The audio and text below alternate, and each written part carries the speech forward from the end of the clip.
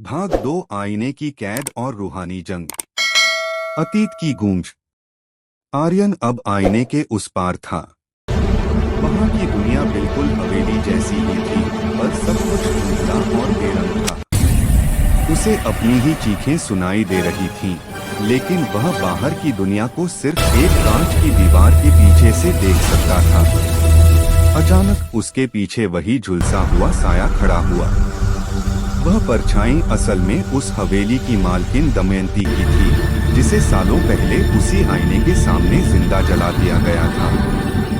हवेली का खंडहर में बदलना। जैसे जैसे रात बीत रही थी, बाहर की शानदार दिखने वाली हवेली असलियत में बदलने लगी। वह एक सड़ा हुआ खंडहर बन गई। दीवारों से प्लास्टर गिर रहा था और चारों ओर जहरीले सांप और बिच्छू रेंग रहे थे। आर्यन ने देखा कि आईने के बाहर अब उसका शरीर नहीं, बल्कि वह साया खड़ा था। वह साया आर्यन का रूप ले चुका था। वह शैतानी ताकत अब आर्यन बनकर गांव में तबाही मचाने के लिए तैयार थी। जादुई दीवार का रहस्य। आर्यन ने हार नहीं मानी। उसने देखा कि आईने वाली दुनिया में दीवारें पत्थर की नहीं, बल्कि पुरानी यादों की बनी थीं।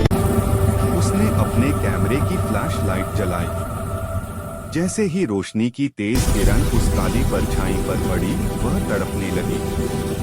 दमयंती की आत्मा चिल्लाई, रोशनी, इसे बंद करो, यह मुझे जला रही है। आर्यन समझ गया कि यह रूह सिर्फ अंधेरे और खौफ से ताकत पाती है। उसने अपनी पूरी ताकत लगाकर आईने पर एक भारी प्रहार किया। खौफनाक अंजाम।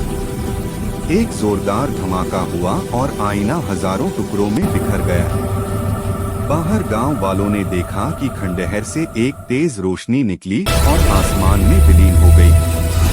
अगली सुबह गांव वालों को हवेली के मलबे में आर्यन बेहोश मिला। वह बच तो गया था, लेकिन उसके बाल पूरी तरह सफेद हो चुके थे।